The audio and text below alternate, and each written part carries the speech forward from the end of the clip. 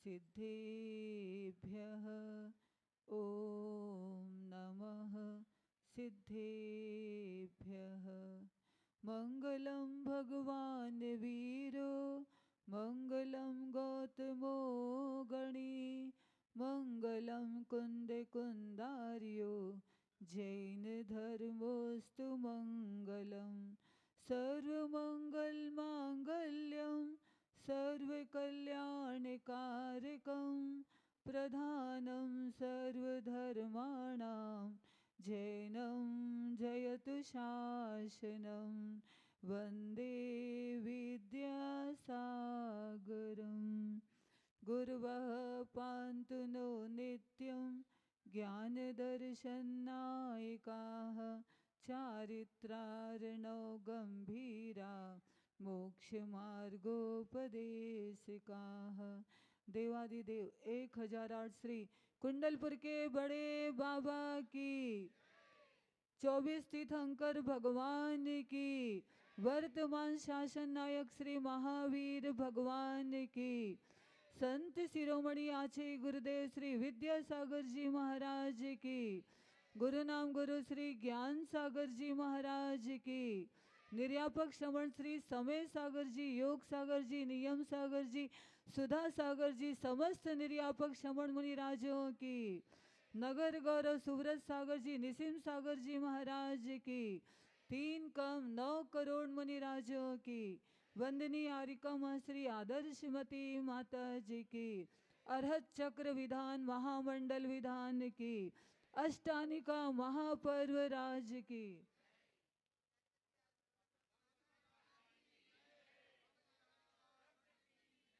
इस अष्टानिका पर्व राज में हम सब मिलकर के अरहत चक्र महामंडल विधान कर रहे हैं और ये अरहत चक्र महामंडल विधान अरहंत भगवान की स्तुति करने की प्रेरणा दिया करता है।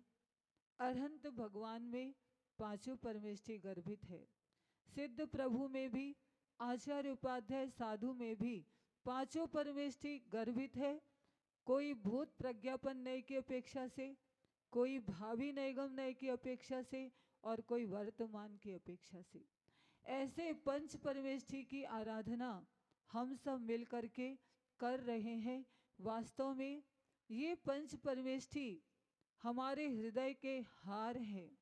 ये पंच परमेष्ठी हमें निर्वाण की प्राप्ति करने में परम आलंबन रूप में है और ये पंच परमेष्ठी हमारी श्वास में बसते चले जाए ताकि अंत समय में यदि धर्मात्मा कोई निकट ना मिले तो अपने श्वासों का संगीत नमोकार मंत्र से चलता चला जाएगा। ऐसे पंच परमेष्ठी को बारंबार नमस्कार करते हैं। भरत चक्रवर्ती अपने जीवन में किस प्रकार से हर समय पंच परमेष्ठी को स्मरण किया करता था, उसका उनका कथन आदि पुराण महापुराण भरतेश वैभव जो पढ़ा उसमें भी आता है।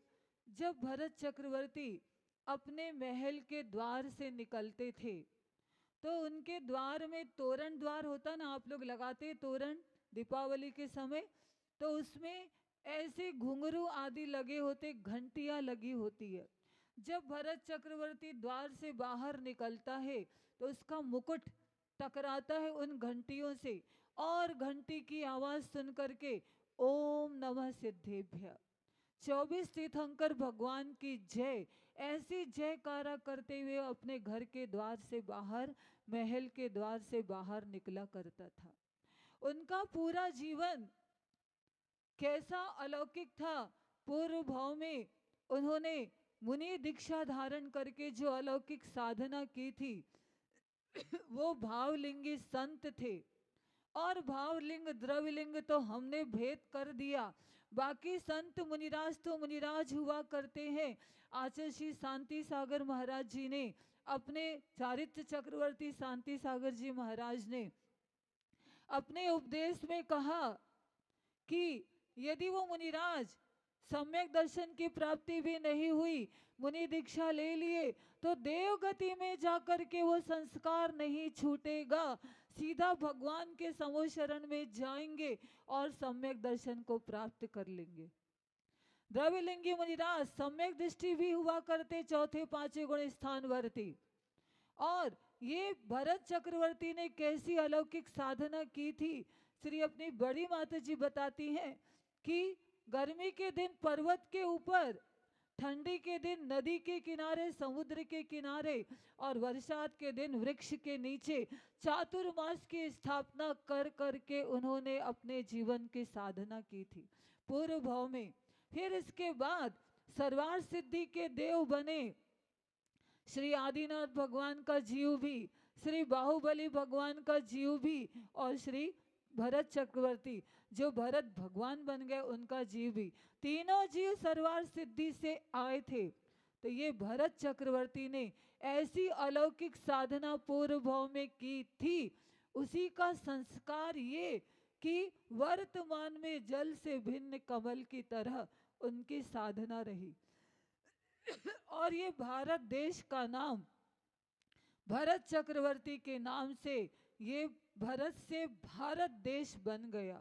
कहने का मतलब ये है कि ऐसे भरत चक्रवर्ती प्रथम तीर्थंकर के पुत्र थे और उन्होंने किस प्रकार से अपने जीवन को व्यतीत किया। 96,000 रानियां थी तो भी उनकी दृष्टि पंच परमेष्टि की ओर रहा करती थी।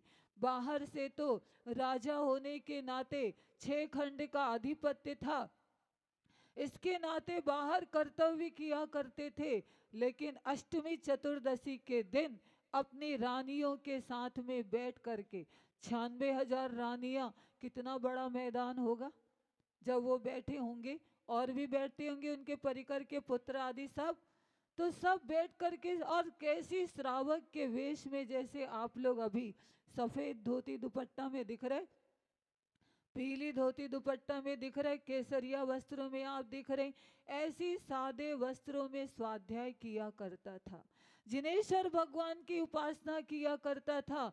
ऐसा वो भरत चक्रवर्ती, उनकी दिग्विजय यात्रा, और दिग्विजय यात्रा में भी उन्होंने पंच परमेष्टि को नहीं भूले। जहां भी जाते थे उनको किसी से युद्ध करने की आवश्यकता नहीं पड़ती थी। आदि पुराण में आता है, एक जगह जब भरत चक्रवर्ती को जाना था, वो राजा अधीन नहीं हो पा रहा, भरत नहीं गए, उन्होंने वहीं से बैठे बैठे तीर चलाया, और तीर वो जहां राजा की सभा लगी थी वहां जाकर के लगता है, उस तीर में लिखा हुआ था कि चक्रवर्ती भरत दिग्विजय के लिए आ रहे। राजा ने जैसी पढ़ा और भेंट लेकर के स्वयं आ गए। युद्ध करने की आवश्यकता पुण्यात्मा जीव हुआ करते हैं। पूर्व भाव में उन्होंने जो अतिशय पुण्य की कमाई की, और यही कमाई आप लोग भी कर रहे, ये बुढ़ापे की लाठी का काम करेगा।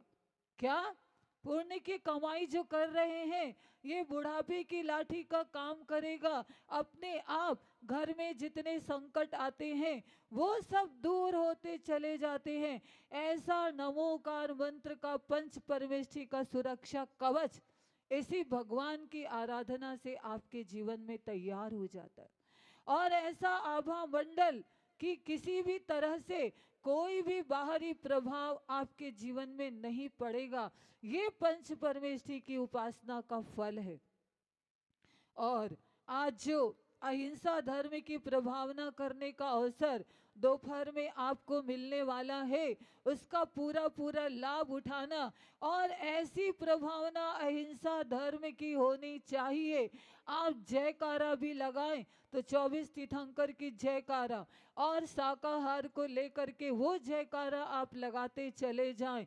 और अपने अनुशासन का, जैन धर्म में बाहरी अनुशासन तो आप लोग जानते ही हैं, लेकिन हमारे महावीर भगवान कहते हैं, 24 तीर्थंकर कहते हैं, जिनके जीवन में आत्मानुशासन है, ध्यान से सुनिएगा, जिनके जीवन में आत्मानुशासन है, वो अपने परिवार में, अपने घर में, समाज में, देश में आत्मानुशासन और बाहरी अनुशासन के साथ अपने जीवन को व्यतीत कर सकता है।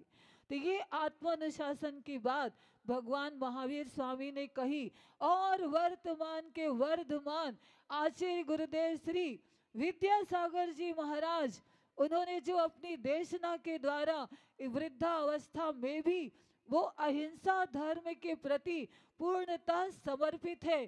किसी ने प्रश्न किया कि हे गुरुदेव, क्या आप देवता को नहीं मानते क्या?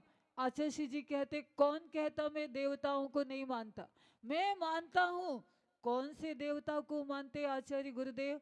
मैं अहिंसा देवता को मानता हूँ। किसको मानता हूँ?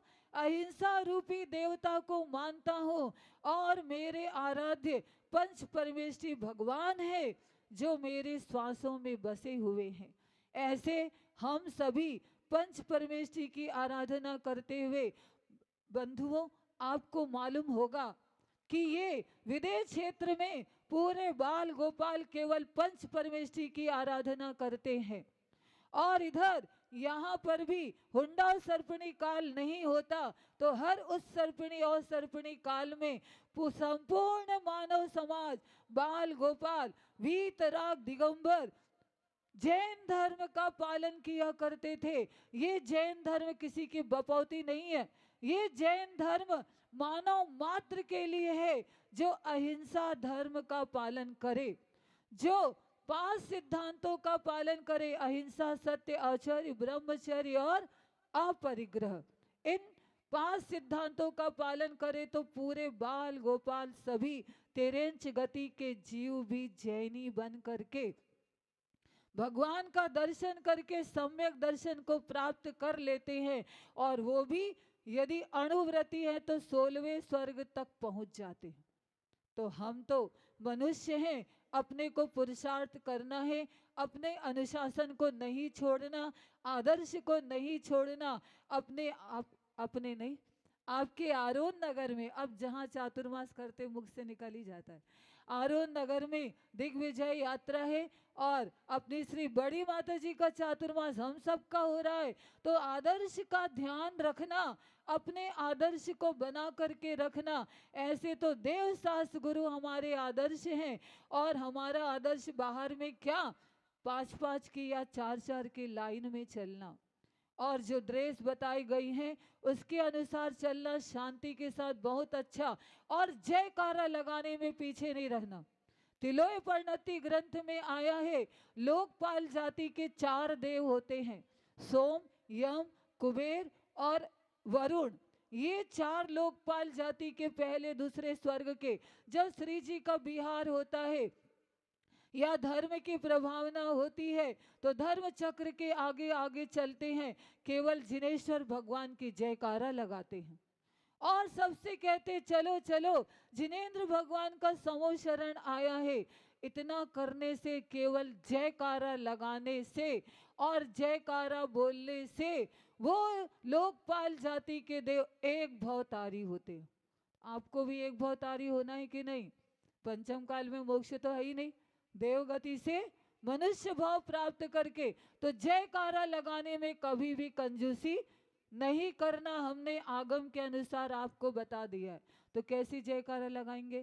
पहले तो हमारी बात सबको ध्यान है, अनुशासन से चलेंगे बहुत अच्छे से और किमिच्छिक दान जो चक्रवर्ती किया करते हैं वो अपने हिसाब से करेंगे। और इसके साथ साथ जहाँ जहाँ से चक्रवर्ती निकलते हैं, भरत चक्रवर्ती जहाँ जहाँ से निकलते थे सब भेंट लेकर के आते, तिलक लगाते हैं। ये भारत देश का गौरव प्रतीक के रूप में आप ये दिग्विजय यात्रा निकाल रहे हैं।